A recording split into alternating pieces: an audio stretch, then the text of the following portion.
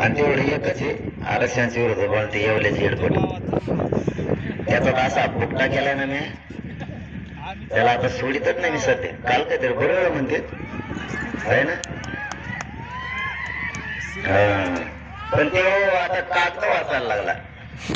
कागद वाचून सांगत त्याला एक दिवस लोकांनी भजे करून टाकलेले कागदच खायला लागेल तरच तो बसत नाही. तुमच्या 11 वाजता ते 2 वाजता कुंभार पिंपळगावची. कुंभार पिंपळगाव 100% पहाटे 4 वाजता जातो मी. आता मधले लोकच गाडी सोडिनात, गाडीचं भरत आहेत. मग मी बी जातो गावात आणि हे मला ना लय गोड बोलत आहेत बाबा. आधी म्हणले जवळ केलं चला, मला चला वाचायचं ते एक गाव घेऊ. पुढच्याला कोणी सांगितलं काय माहिती, ते म्हणजे रानमाळा बी रानमाळा त्याला. त्याच्या पुढे कोणचं होतं, भाट्यापुरी. भाट्यापुरी केली की त्यांना सांगितलं आमच्या येणार आहेत. लगेच अर्धा मास लागले म्हणजे चला आमचं तर 2च किलोमीटर आहे. म्हणजे चल मग काय करू आता. मग शिरस देवीला आलो.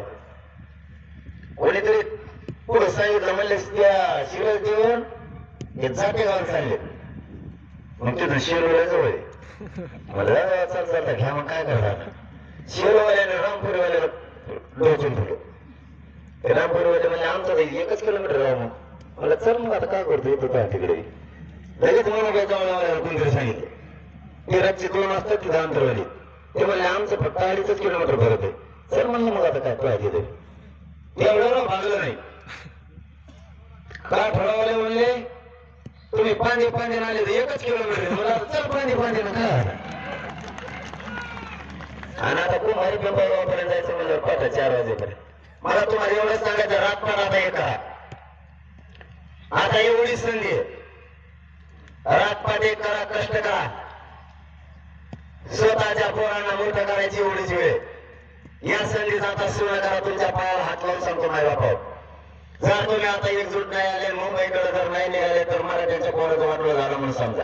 मराठ्यांनी एवढी महाराष्ट्रात मुंबई धडक मारा की भारत देशात आतापर्यंत इतक्या ताकदीनं कधीच कोणीच मुंबईला आलं नसेल. इतक्या ताकदीनं मराठी मुंबईत या.